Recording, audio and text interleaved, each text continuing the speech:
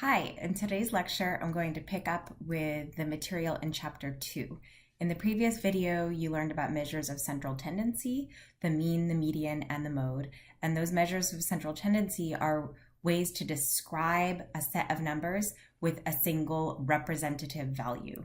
But what we're missing in that description of our set of scores is how much variation exists across the scores, or in other words, how much variation exists across individuals on the underlying measure. So that's what we'll discuss today, and the term that we use for that in statistics is variability.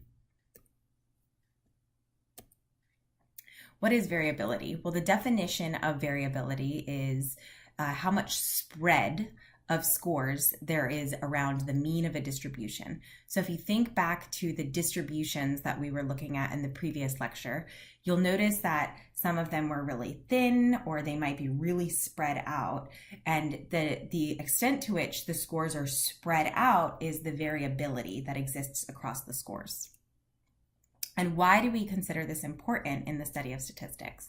Well, to answer that question, I have a little mini scenario here to work through. So let's imagine that you're considering moving across the country, and you're choosing between two different cities, city A or city B. And weather is something that's really important to you. You know that you need to live somewhere with a temperate climate or you're not going to be happy. So you look up the average annual temperature in both cities and you find that they have the same average temperature, the same mean temperature of 72 degrees across the entire year. They both sound good, right? But you're probably asking yourself, because you know intuitively about the weather, that in some cities there are extreme temperatures, and in some cities it might stick around 72 degrees the entire year long. So what you're tapping into intuitively is variability. That's exactly what we'll learn about today.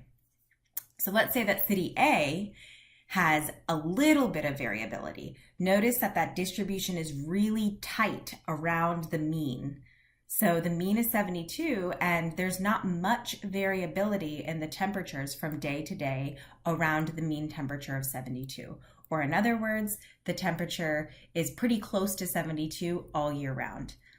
However, in city B, you notice that there's a lot more variability. The distribution is wider, and that tells us that the scores from day to day, in this case the temperatures from day to day, vary quite a bit.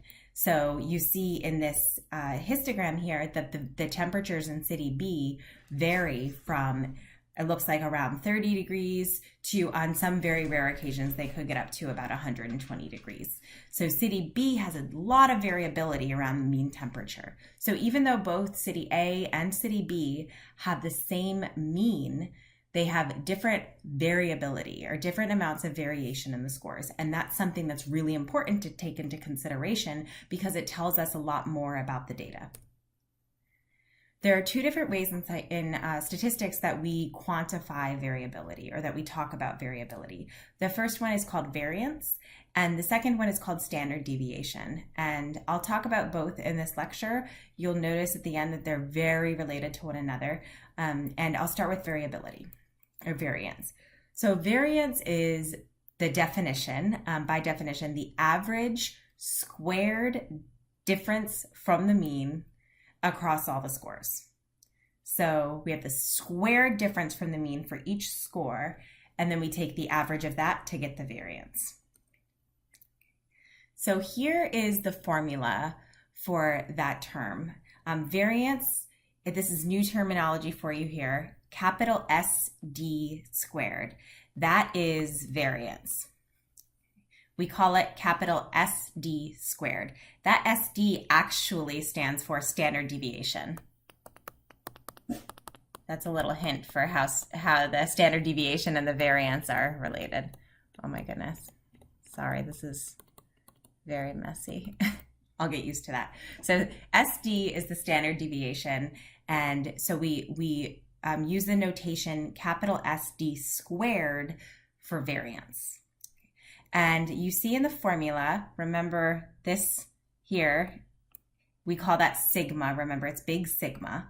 And recall from my previous lecture that anytime we see that, we're taking the sum of the terms after it.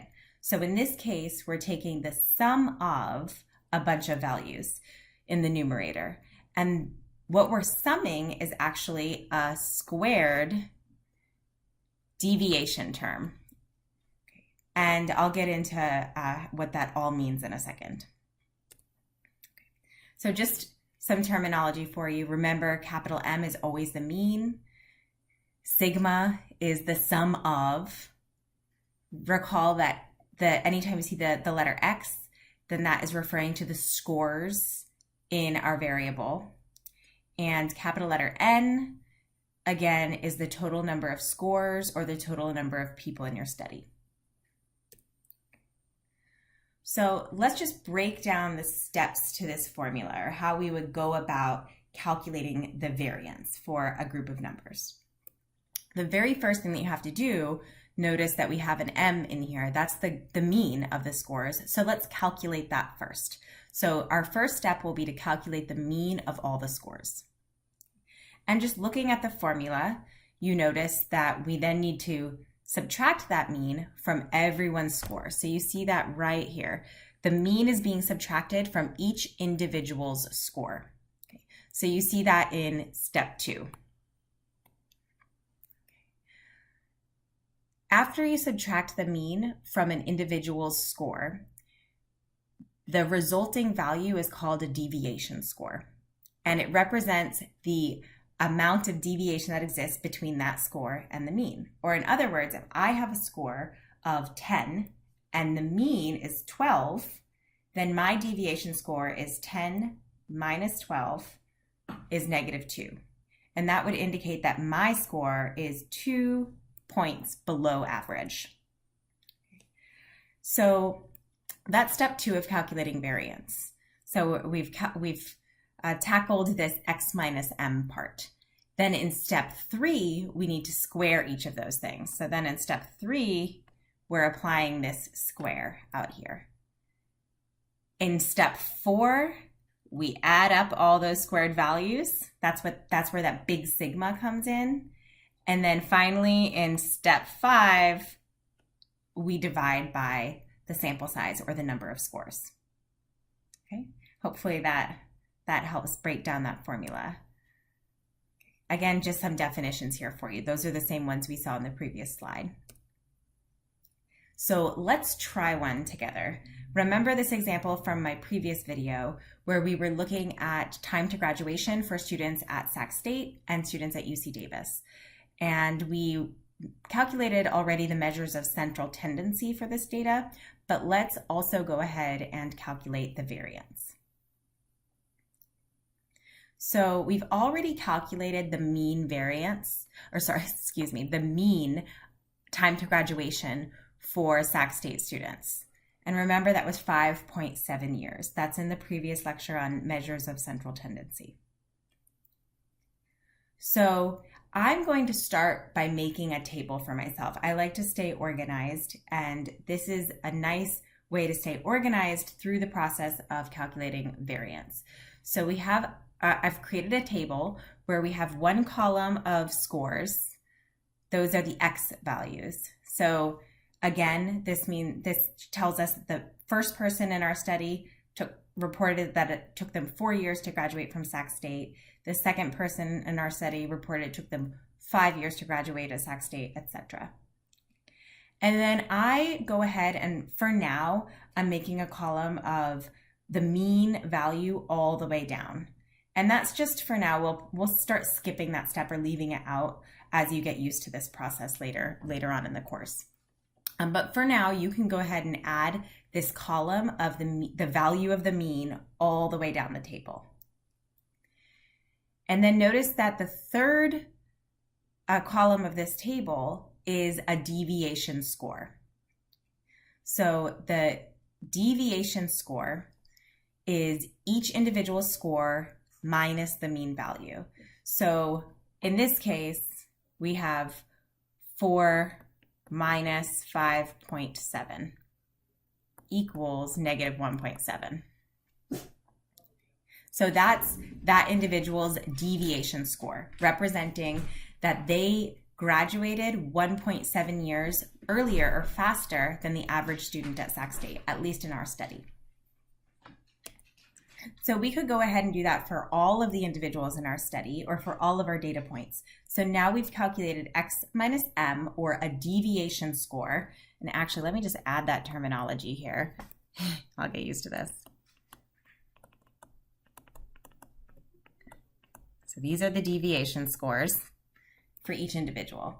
So we're calculating a deviation score for everyone in our sample. That's step 2. Remember, step 3, we need to handle that square term in the formula. So now let's square everyone's deviation score. So for the first person in our study, we're taking negative 1.7 and we square it to get 2.89. Remember that when you square a negative value, it's a negative times a negative. It should always result in a positive term. Some people's calculators, I've noticed, will still report a negative value. So if you get something negative for in this column, then you need to know that it shouldn't be negative. So just take the absolute value of whatever term your calculator gives you. Okay. So those squared values, that this column that I have the arrow pointing to here, should always have positive values only because they're squares. So if you go ahead and calculate the squared terms for everyone in our study or for every deviation score, you see that we've completed our table.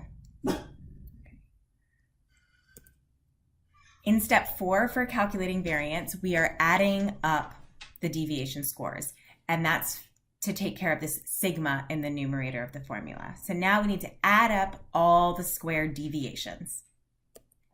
So if I add up all these terms here, then I get 22.10.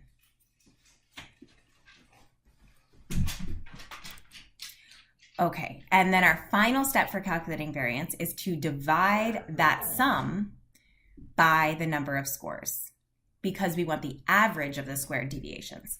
So in this step, we divide 22.10 by 10 because I have 10 different scores in this variable.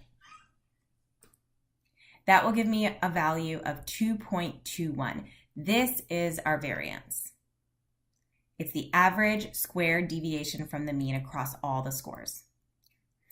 And this is a statistic that we talk about a lot in psychology and in statistics and the social sciences in general, but it's actually not often used as a descriptive statistic. Remember, a descriptive statistic is one that we use to describe our data or make it more interpretable. And there's a reason for that. I wonder if you can guess why. The reason is because it's not very interpretable as a descriptive statistic. It's actually a really clunky term. The average square deviation from the mean isn't really an intuitive concept. It doesn't tell me much about the scores in my sample. So what we do is more often is we talk about standard deviation instead of variance. So we use variance in statistics, and I want that to be clear. It's really important. You'll see that in this course. But as a descriptive statistic, we prefer standard deviations. And the standard deviation, you'll be happy to find out, is just the square root of the term you've already calculated. It's the square root of the variance. So if this is our variance term, capital SD squared, the square of the standard deviation, then to calculate standard deviation, we take the square root of the variance. So we're working backwards to standard deviation. So all I've done here is just put this entire formula for variance under a square root bracket. Okay, so we're taking the square root of the variance. Okay, so these steps are pretty simple and straightforward. The first step, it's actually 5 steps, is to compute the variance of the values. And then in the second step, we just take the square root. That square root value should always be positive. So if we've calculated the variance, and we did, and it was 2.21, then we can get standard deviation of this group of numbers by just taking the square root of 2.21. and there should be a button under calculator for this. So taking the square root of 2.21 gives us a value of 1.5. So that means that the standard deviation of our set of numbers, or of the time to graduation, the number of years it took students to graduate from Sac State, the standard deviation of that variable is 1.5 years. How do we interpret this value? Well, this value is a lot more interpretable. It is the average distance from the mean across all the scores in the sample. So it's no longer a squared value. This is the average distance from the mean across the individuals. So in other words, these Sac State students on average graduated in 5.7 years, but the average deviation from that is 1.5 years. So in other words, they graduated in 5.7 years, give or take 1.5 years. This is really important. This lecture is really important because in psychology and in psychological research, one of our main goals is to explain this variability. So we are often interested in identifying the factors that cause differences in the scores. So there is variability in time to graduation at Sac State. And we might be interested in trying to find the underlying factors that relate to why people graduate fast, or who graduates in a longer period of time. So in psychology and in a lot of the research that we do across the sciences, we're actually interested in identifying the factors related to variability. Alrighty, so we're going to talk a little bit about writing results in APA format now that you've learned about measures of central tendency and about measures of variability. So writing a results section for a research paper should is something that you've learned about here and there in other coursework. I won't talk about it extensively in this class, but one thing that I do want you to become familiar with is how to report your statistical results. So in this little paragraph here, it says, in this study, 10 alumni were randomly sampled from Sacramento State and UC Davis. Therefore, the total of number of participants in this study was 20 individuals. So we need to make sure we're reporting N, our sample size. Okay. We tell a little bit about the study, and then there's the last sentence here says, descriptive statistics suggest that the mean number of years, so this is our measure of central tendency that we've computed, the mean. So the mean number of years to graduation was 5.7 at Sac State.